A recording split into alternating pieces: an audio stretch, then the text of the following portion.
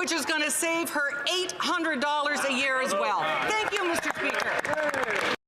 Okay, so finally the stream is up and running here, and questions period should start anytime. How can the Bloc Québécois support a Prime Minister who has doubled the cost of housing for Quebecers? How can the Bloc Québécois support a Prime Minister who has forced hundreds of thousands of Quebecers to food banks? My question to the Prime Minister, what did he promise to the Bloc to save his career and his government? The Honourable Minister for Innovation. Mr. Speaker, for the thousands of Canadians who are watching us today on TV, it's clear. You hear the party of inaction on the other side, Mr. Speaker. Their strategy is inaction to counter climate change, inaction against economic growth, inaction in order to create jobs. On this side of the House, we believe that people believe in action, action against climate change, action to create the jobs of tomorrow, and they want economic growth, and that's what we believe, and that's what Canadians believe, and that's what we will do for our country, Mr. Speaker. The Honourable Member for Mégantic-L'Érable. The millions of Quebecers who are watching us would have liked to have heard an answer to my question. The question Bloc MPs need to ask themselves today is this: will they set aside their ideological bickering for once and vote for the Quebecers they allegedly represent and who are fed up with this Prime Minister's arrogance, a Prime Minister who has broken our immigration system, who has increased taxes, who allows dangerous criminals to serve their prison sentences at home? A Prime Minister who interferes in every single area of Quebec's jurisdiction. So I'll ask my question again. What did the Prime Minister promise the Bloc to save his career and his government? The Honourable Minister for the Environment and the Honourable Member for La Prairie. Mr. Speaker, we're barely a third of the way through the session, and already the Liberals are breaking records and refusing Quebec's legitimate demands. No to the right to opt out of drug insurance, no to the right to opt out of dental care, no to advanced requests for medical assistance in dying, no to full powers in immigration, no to the billion-dollar refund for asylum seekers, no to Bill 21. It's like a competition. They're seeing how often they can say no. But they're going to take a plunge when the time comes to claim their prize. Do they realize that Quebecers aren't going to let themselves be disrespected like this? The Honourable Minister for Transport. Mr. Speaker, we've said yes for childcare, yes for a healthcare agreement, yes for dental care, yes for seniors, yes for youth. Mr. Speaker, we've said yes. They need to learn what yes means. They want yeses. But they've become the best partisans of no. No to collaboration, no to discussion, no to a good agreement. They don't like us to work well with Quebec, because when things are good for Quebecers, things are bad for the Bloc Québécois. The Honourable Member for La Prairie. All their no's add up to a list that's already so long that you could unroll it all the way to the North Shore. Let's continue. No to the transfer of infrastructure and housing budgets. No to the repatriation of culture. No to the single tax return system. No to the abolition of the monarchy.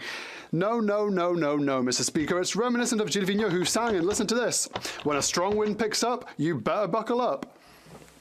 Maybe they don't realize it. Do they not realize that by being told no, Quebecers will soon be saying oui?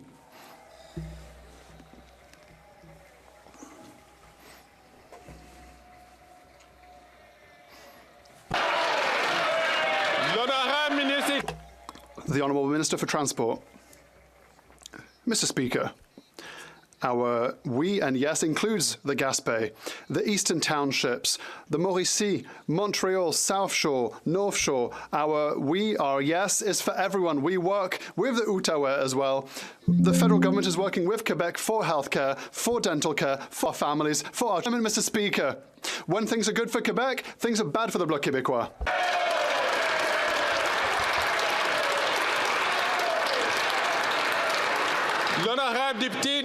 The Honourable Member for New Westminster Burnaby. Let's talk about real facts. The people in Montreal see horrible increases in rent, the highest in 30 years. Families simply cannot find an affordable roof over their heads. I would just like to ask...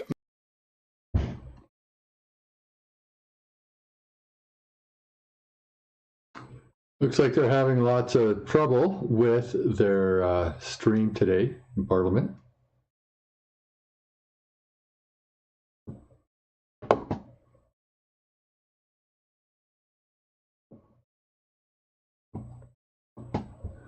hopefully we'll get that back going pretty soon.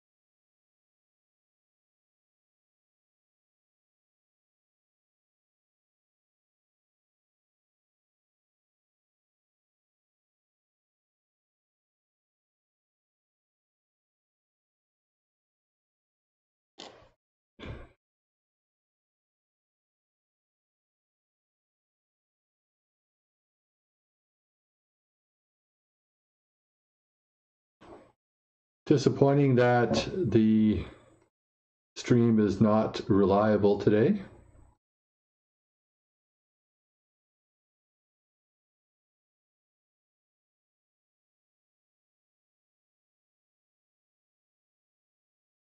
Okay. Let's see if this on many issues of the housing front, and I know that she, Okay, like so it looks me, like, want to make sure it's that working every now. Canadian has a home, and that's what we're doing as a government, doing accelerated fund, working on the rights of a home, working on homelessness to make sure that people have a roof over their heads, and we'll continue to make every day worthwhile for Canadians to have a home. Hear, hear.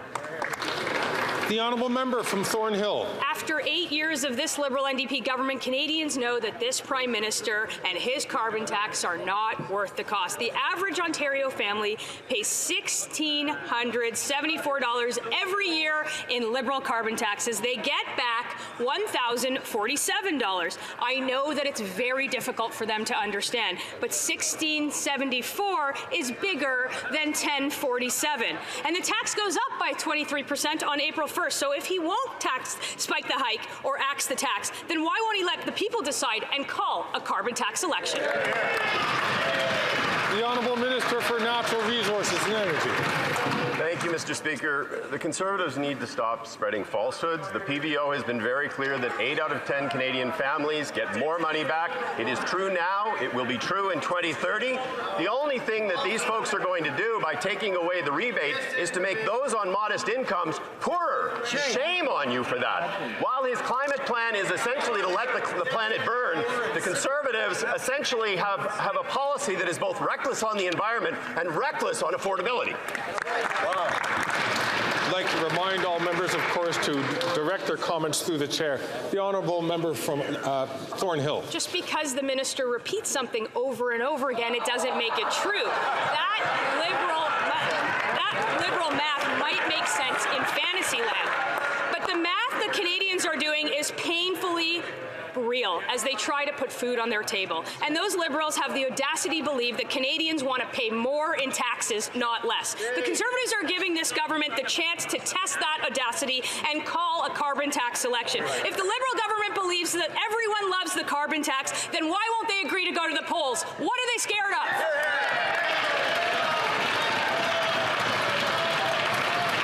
The honourable minister for Natural Resources. Once again, Mr. Speaker, I would say the Conservatives need to stop spouting falsehoods. Right. The average net benefit to Canadians in Ontario is $255 a year. In Manitoba, $365 a year. In Alberta, $723 a year. In Saskatchewan, $349 a year. What these folks are going to do is make poor people poorer, and they are going to essentially sacrifice the future of our children going forward. Shame on you.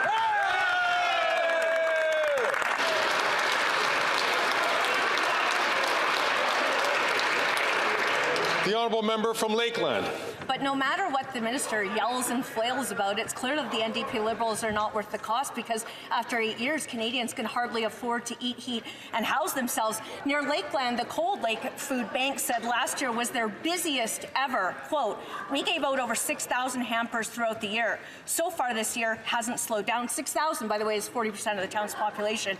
And 1 million more Canadians will be forced to go to food banks this year over last. But this Prime Minister, he plans to quadruple his carbon tax anyway. So when will the Prime Minister cancel his April cruel day, spike the hike and axe the tax?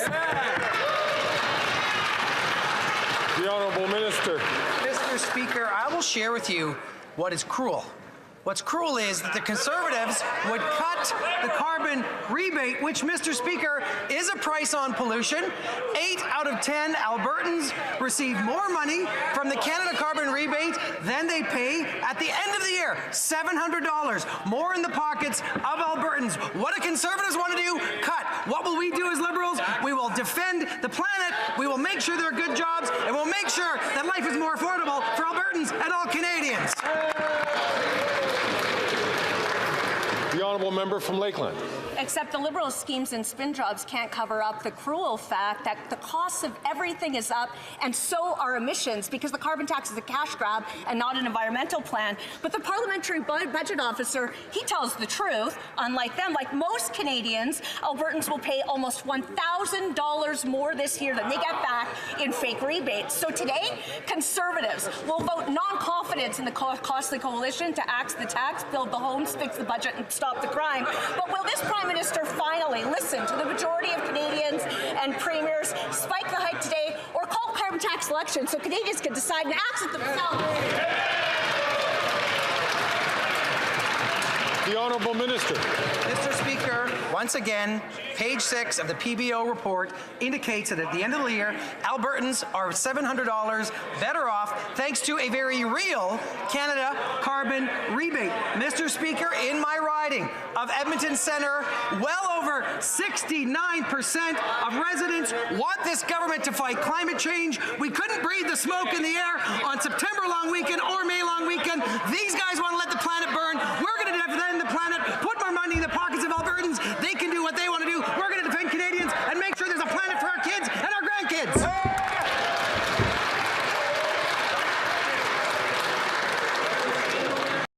Dude's about to have a heart attack there.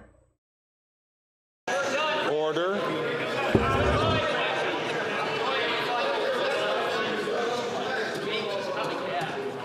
The Honourable Member from Dufferin-Caledon. This is how desperate and pathetic this Liberal government is, and the ministers that repeat these talking points, they quote a 2-year-old PBO report. 2 years old. The PBO was just at committee 2 weeks ago and debunked everything they have to say because the carbon tax costs Canadians, and we know it. In Orangeville, my hometown, they are now predicting in a few years 5,000 to 6,000 residents will go to the food bank every month. In a town of 27,000 people, this is the Liberal carbon tax. Will they spike the hike, axe the tax, or call a carbon tax election?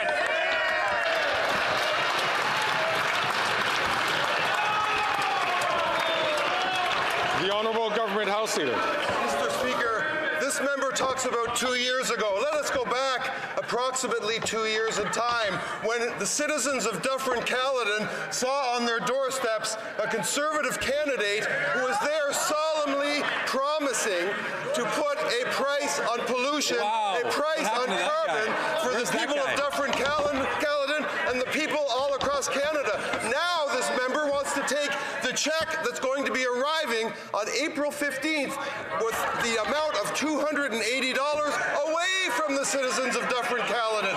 So he's renouncing his promise in the last campaign, and he's renouncing the...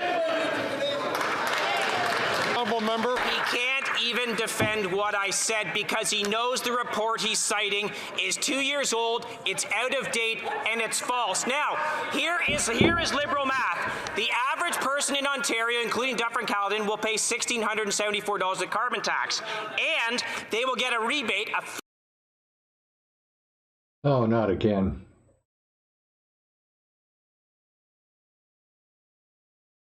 fake rebate of $1,047. Even Liberals can do the math. That costs just $674. That has consequences. After 8 years of this anti-Liberal Prime Minister, he's not worth the cost. So they can spike the hike, axe the tax, and call a carbon tax election.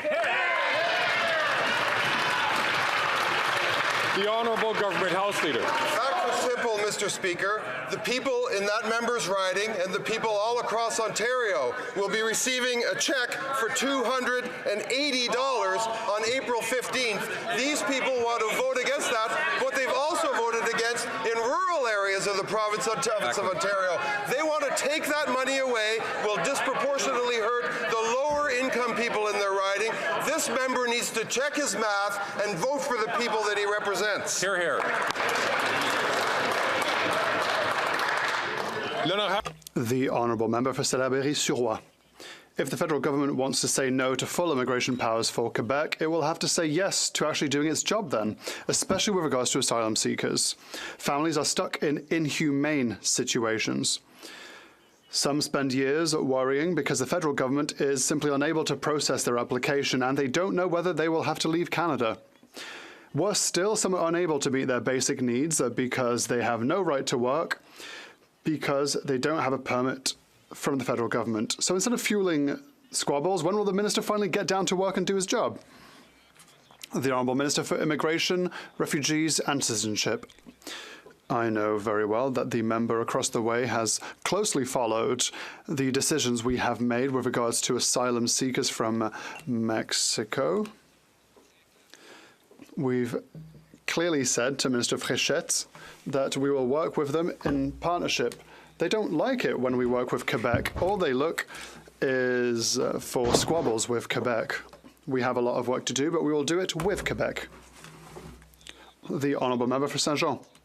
Last Thursday, the Journal de Montréal reported police action in food bank queues.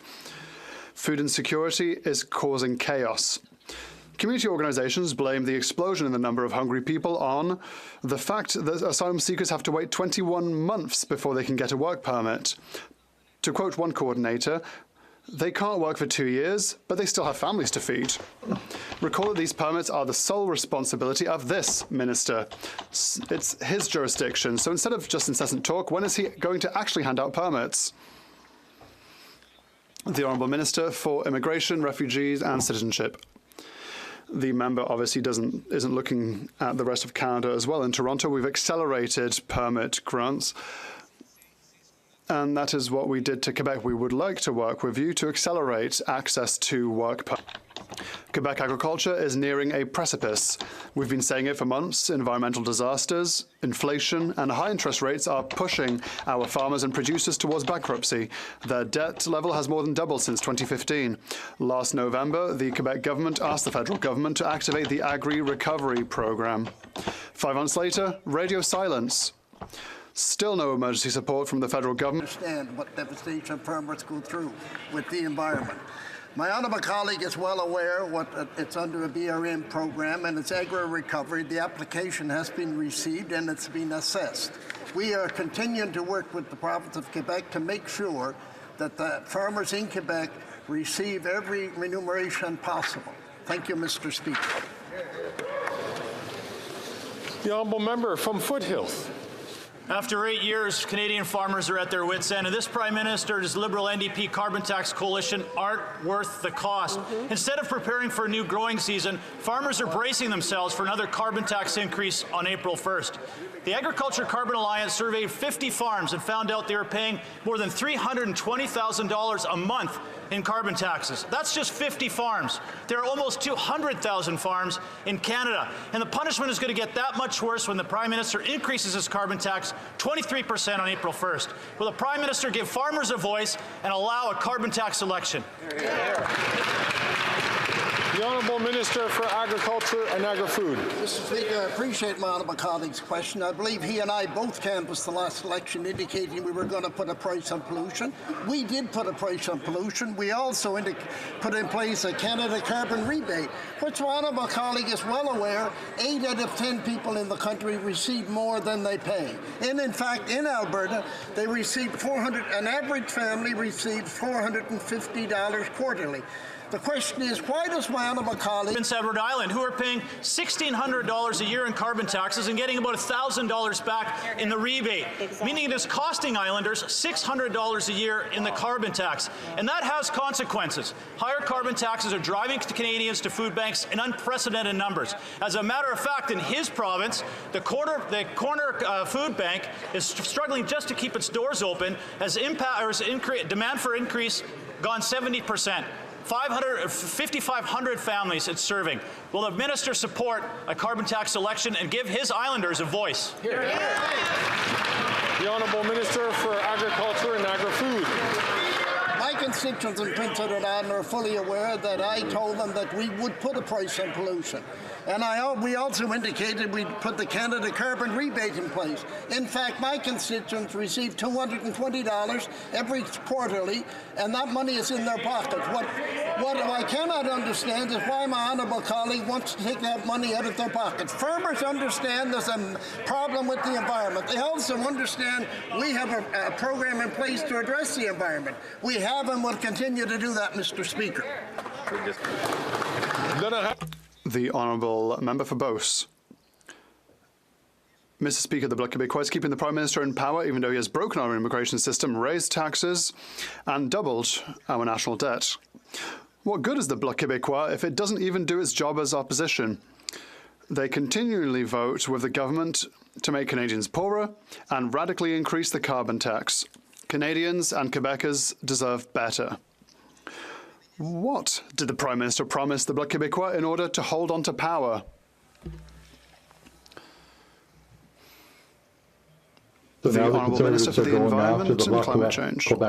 When it comes to promises, if I were the Conservative Party, I'd just be slightly ashamed of mentioning promises because they promised in 2021 the creation of a carbon tax system.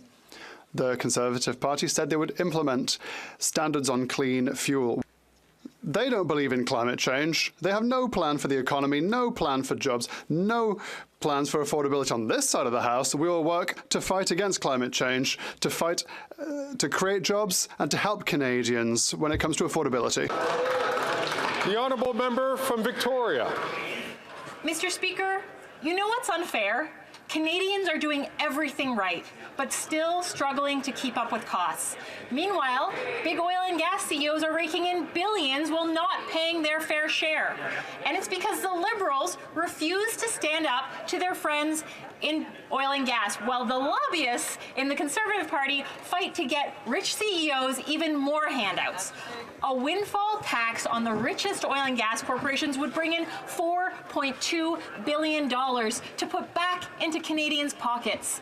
Why won't the Liberals do it?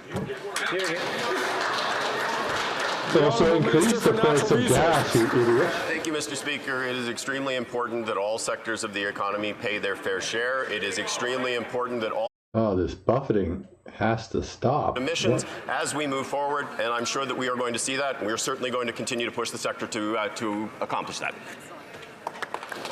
The Honourable Member from London Fanshawe. Military civilian workers who support our troops on Canadian military bases are still on strike. They can't get a fair deal. And why? Because the employer is allowing scab workers to replace them. This is shameful. Liberals tell workers they're for anti-scab legislation, and then they look away when scabs are brought in to prevent base workers from fighting for better wages. The Liberals can't have it both ways. Will they stand up for striking civilian military workers, or will they keep turning a blind eye to these unfair labor practices? The Honourable Minister for National Defence. I want to thank the member for the important question. Canadian Forces Morale and Welfare Services is a trusted partner in the defence enterprise. They provide important services to our members. We've met with both parties and we are encouraging them to meet again at the bargaining table. CFMWS will continue to work with union representatives to reach agreements and to minimize impacts to CAF members. CAF members and their families are our top priority, and providing the supports that they require remains our priority. Thanks.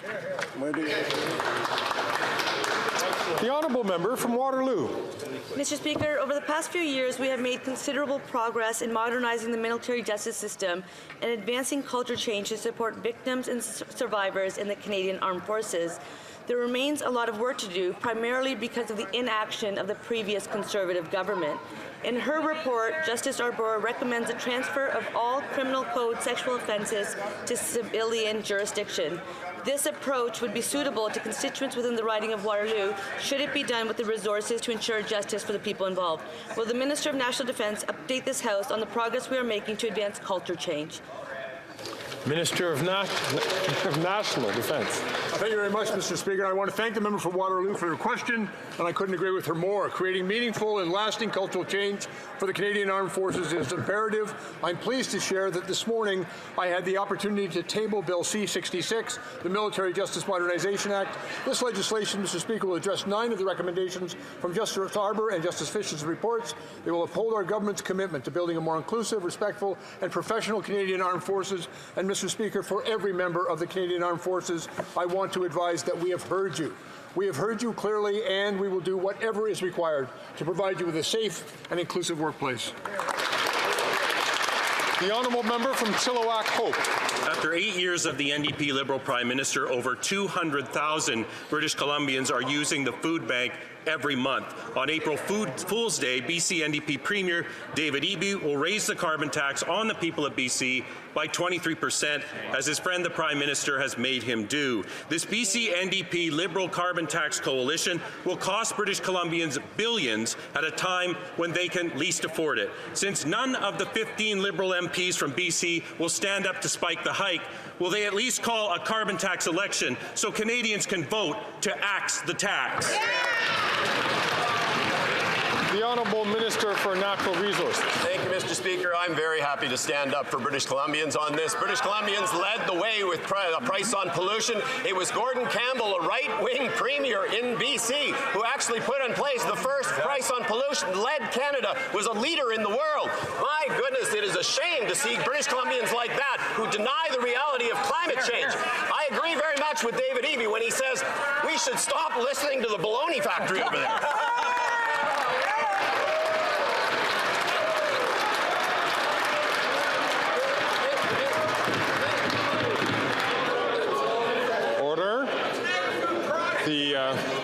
The Speaker would like to hear the question from the member from Chilliwack Hope and the response that will be offered in answer to that. The Honourable Minister. NDP Liberal plan, emissions are up 3 years. They'll only give $3 billion back in rebates, pocketing the extra $6 billion. This carbon tax coalition is making the most expensive place in the country more expensive to live by jacking up the price of gas, groceries, and home heating. So why don't they give Canadians a voice and allow us to vote to spike the carbon tax?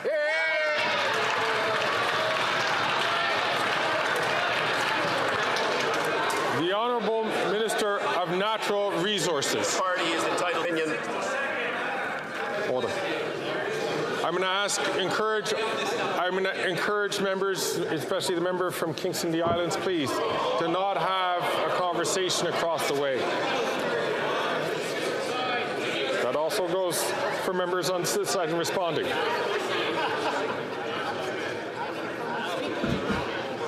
The Honourable Minister for Natural Resources. Thank you, Mr. Speaker. As I say, the Conservative Party is certainly entitled to its own opinions, but it is not entitled to its own facts. Emissions are down. Canada is growing a clean growth economy for the future. I was in Germany earlier this week, and the German government told me that Canada is a model for the world in the fight against climate change and the work to address the issue that is an existential threat in the global green economy. We signed an agreement on hydrogen in Canada because we believe in climate change. We are fighting climate change, and those climate deniers on the other side of the House should be ashamed of themselves.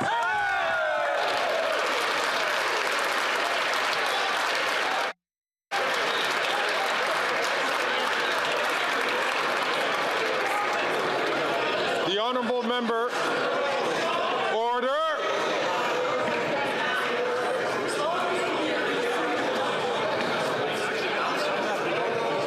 Order.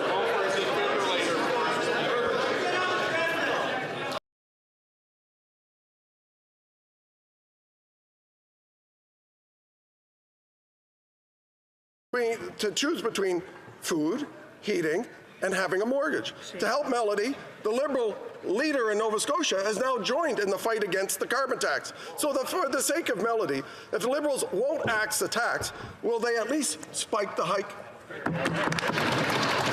The Honourable Minister for Rural Economic Development. Mr. Speaker, we're going to say it again, but the Canadian carbon rebate puts more money in the hands of 8 or 10 Canadians every single day. What we haven't talked about today, Mr. Speaker, is the cost of not doing action on climate. Hear, hear. I know the member opposite, he was impacted by Hurricane Fiona. They've had fires, they've had drought, they've had floods. The conversation we all need to have in this House is what happens to our kids and our grandkids if we do not take action on climate change. We have a plan. I wish the Conservatives did. The Honourable Member from South Shore, St. Margaret's. That answers cold comfort for the families in my community that have increased the usage of the St. Margaret's Bay Food Bank by 30%. Right. Why? Because the parliamentary budget officer said that the average Nova Scotia family pays $1,500 in carbon tax and gets back $963 of their own money. That's less, since you can't add, that's $537 in more taxes than fake rebates. This Prime Minister is not worth the cost. So if the Prime Minister won't spike the hike or axe the tax, will he at least let the people decide and call a carbon tax election? The Honourable Minister for Rural Economic Development. Mr. Speaker, again, the Canadian carbon rebate, the Canada carbon rebate is putting more money in pockets of... April the 4th, the average family outside of Halifax is going to get $989. You add to that what we're doing in $10 a day daycare, what we're doing in lowering taxes for everybody, what we're doing in so many things for people, especially the heat to oil to heat pump program, that is saving hundreds and hundreds of dollars every year for Canadians. We are there to help Canadians every day. I wish the Conservatives were. The Honourable Member for Rivière-du-Nord. Mr. Speaker, a year ago, Supreme Court Justice Richard Wagner took the government to task on judicial appointments. He said the government's inertia with respect to vacancies and the absence of satisfactory explanations for the delays are disconcerting. Since then, the Liberals have been dragging their feet. Of the 85 vacancies to be filled, 68 remain. In February, the federal court ordered the government to get on with it. Instead, we learned on Monday that the Minister of Justice is challenging that decision in court. We are celebrating Ubaz Mubarak today. To answer the question, what I'd like to say is that I have been working on this for 7 months, and I've already named 74 judges to the bench. The average for the Conservative government was only 60 a year. So I am making my efforts and working twice as fast as the Conservative government did, and I will keep doing so. The Honourable Member for Rivière-du-Nord. Twice as fast as zero is still zero. The Chief Justice of the Supreme Court and the Federal Court are both telling the government that the number of vacancies is preventing the justice said access to justice and the health of our democratic institutions are at risk. He's not just anyone, and rather than speeding up appointments, the Minister of Justice is challenging the Federal Court's decision and looking for excuses for his inaction. Clogging up the courts with political and partisan cases is not the solution. We need more judges. What's the minister with?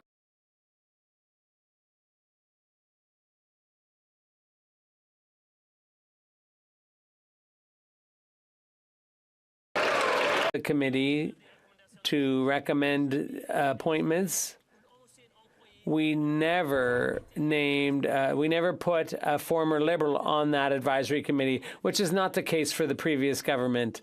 So we have taken steps to avoid partisanship, to appoint high-quality, diverse candidates, bilingual candidates, which is necessary for judges, not just in Quebec, but all across Canada. Thank you. The Honourable Member for Portneuf-Jacques-Cartier. Thank you, Mr. Speaker. My colleague from Beauce didn't get an answer, so I'll try again. The Bloc is propping up this Prime Minister, even though he has broken our immigration system, raised taxes, and doubled our national debt. A vote for the Bloc will cost you, and it's going to cost even more on April 1st, because this Liberal Bloc government is going to raise taxes by 23%. It's not on. What did the Prime Minister promise the Bloc to keep his government in power? The Honourable Minister of Innovation is action on climate change, action on economic growth, action to boost green jobs. The Conservatives are voting for inaction. We are voting along with Quebecers to move Canada forward. I've never seen the likes of it in this country. People who voted for the Bloc must be sorry. The Bloc has been supporting the Liberals and keeping them in power. I remind you, this Liberal Bloc government is going to impose an additional 23% tax on April 1st, and it's no April Fool's Day joke. A vote for the Bloc will sure cost you. Does this colleague to give that kind of spanking to the Bloc? They've already got enough to deal with. The minister talked about inaction. What does inaction lead to? Forest fires, displaced people. And where was he when this happened in Quebec and all across Canada?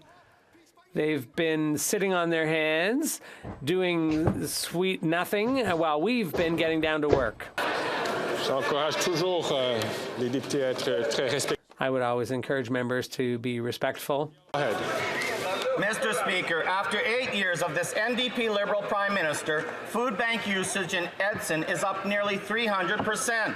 Now on April 1st, these Liberals want to raise the carbon tax another 23%, making groceries, gas, and heating more expensive for Canadians. They are on track to quadruple the carbon tax.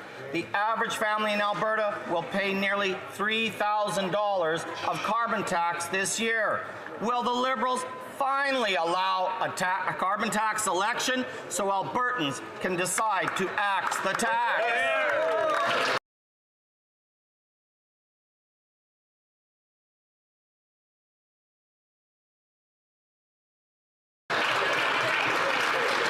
The Honourable Minister. Mr. Speaker, the Member of Parliament for Yellowhead is simply wrong. Albertans in rural Alberta, with the doubling of the rural top-up, will receive $2,160 in rebate in the upcoming year. More money, $700 more, $960 more if you're in rural or remote Alberta, Mr. Speaker. I have one message for Albertans and for Canadians. Stop the Conservatives and don't let them ruin the rebate. The Honourable The Honourable Member for Lac St. Louis. Mr. Speaker, tourism brings economic growth to communities across the country. The federal tourism strategy, the tourism growth strategy, recognizes the opportunities involved in attracting more international events, such as conferences and conventions. Can the Minister of Tourism tell us how the government is seizing the opportunity of business tourism? The Honourable Minister of Tourism. Thank you, Mr. Speaker. I'd like to thank my colleague from Lac St. Louis. He and I and this government believe that Canada is a destination of choice for international business events. So there will be a $50 million investment in bringing more than $170 million into the Canadian economy while creating good jobs in places like Calgary, Vancouver, Toronto, and Vancouver, as well as in the regions. So that'll bring over $170 million into the Canadian economy, and I sure hope the Conservatives will support this. Calgary, Midnapore. After 8 years, scandal runs rampant in the Liberal NDP government. We all know about ArriveCan, and now we know about another $5 million in fraudulent billing. To make matters worse, the billing is across 36 departments and dates back to 2018, pre-pandemic. This is only the first wave of even more fraudulent billing cases. This Prime Minister is not worth the cost. So can the Minister answer one simple question? How many millions of dollars in fraudulent billing did ArriveScam cost Canadians? The Honourable Minister for Public Works. Thank you, Mr. Speaker. As a member said, or didn't say, fraudulent billing is totally unacceptable, and that's why it was so important yesterday to release the information that thanks to better data since pandemic, thanks to better ability to analyze and use those data, we're now able to proceed much more quickly and much more efficiently towards identifying and prosecuting cases of fraudulent overbilling in Canada in 2024. Hear, hear. L'honorable député de Charles. The honourable member for Charlesbourg-Haut-Saint-Charles. Mr. Speaker, reading the newspaper on Tuesday morning, I came across some disturbing news. Apparently, the member for Brossard-Saint-Lambert, an assistant deputy speaker of the House, invited to a partisan cocktail party on February 20th the director of two organizations accused of hosting illegal Beijing-controlled police stations in Brossard and Montreal. What's worse, the Ministry of Industry was the guest of honor. Does the Prime Minister support his members defending these organizations, which are under investigation for hosting Beijing-controlled police stations? The Honourable Minister of Public Safety.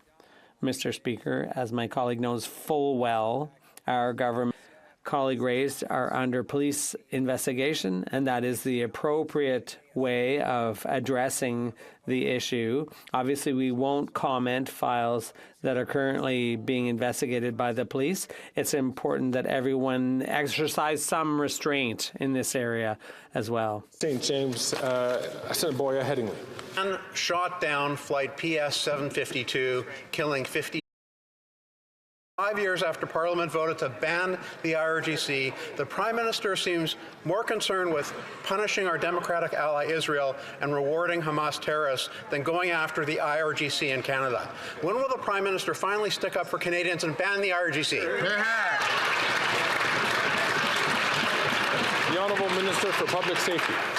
Mr. Speaker, we have said for 8 sponsors of terrorist activity around the world, Mr. Speaker, our government has put in place a series of very robust sanctions, used immigration legislation to bar many of these people from visiting Canada.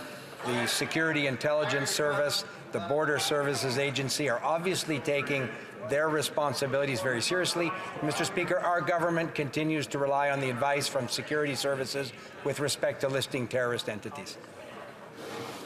The Honourable Member from Cloverdale-Langley City. Mr. Speaker, for far too long, Indigenous stories have been told by others, often inaccurately and insensitively. As we continue our path to reconciliation, we must ensure that Indigenous voices are empowered to share their own stories, and Indigenous cultures and languages are preserved and celebrated. Can the Minister of Canadian Heritage provide an update on the work of the Indigenous Screen Office and the unique role it plays in the promotion of Indigenous artists and producers? The Honourable Minister for Patrimoine Canadien. I thank my colleague for his question and advocacy. We all have a role to play to advance reconciliation, and this includes cultural reconciliation. Since we supported its creation in 2017, the Indigenous Screen Office has played a pivotal role in revitalizing Indigenous cultures and bringing Indigenous stories to our screens. Last week, I was proud to announce that we made this funding permanent, providing it with $65 million over 5 years and $13 million ongoing. This funding will support and promote the work of Indigenous creators to share their rich and diverse cultures and languages for years to come. The Honourable Member from Esquimalt-Saanich-Sioux. Mr. Speaker, there's panic amongst community-based health prevention groups who are working to limit the spread of HIV in Canada. On March 31st, the Liberals are letting funding for HIV self-testing kits run out. Self-test kits have quickly become a vital tool in limiting new infections and moving toward the eradication of HIV/AIDS. We know community-based distribution of test kits works. Frontline workers were hoping to see the funding double rather than end. Will the Minister today commit to providing the funding needed to help eliminate HIV?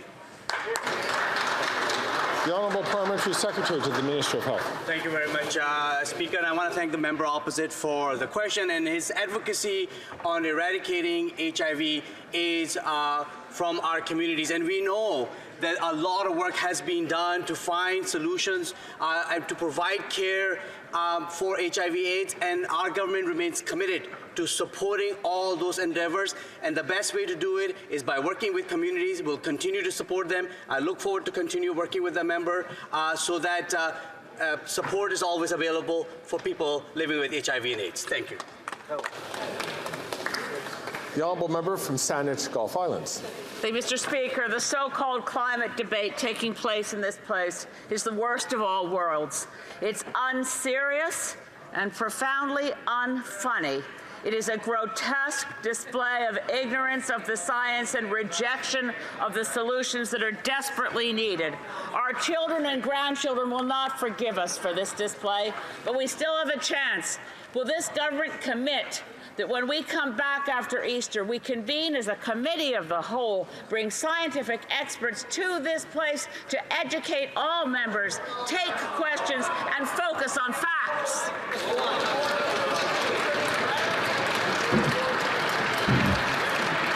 The Honourable Minister for Natural Resources. Thank you, Mr. Speaker. We on this side of the House believe in science, believe in science-based policy, believe in ensuring that scientific reality of climate change is something that is acknowledged and incorporated into all of the work that we are doing, whether it is on the environment or on the economy. It is certainly something that we share and agree on with the member from Saanich Gulf Islands, and certainly we are interested in finding many, many ways to educate those in this House that continue to deny the reality of climate change. Question period has now come to an end, and we turn to the regular Thursday question. All right, so quite a few problems with the stream there. We now see that the Conservatives are really pushing forward with their threat to bring a non-confidence motion. I hope they do, and I hope it's successful. We'll see. In about, I believe, 2 hours, when private business starts. So thanks for watching, and we'll see you on the next video.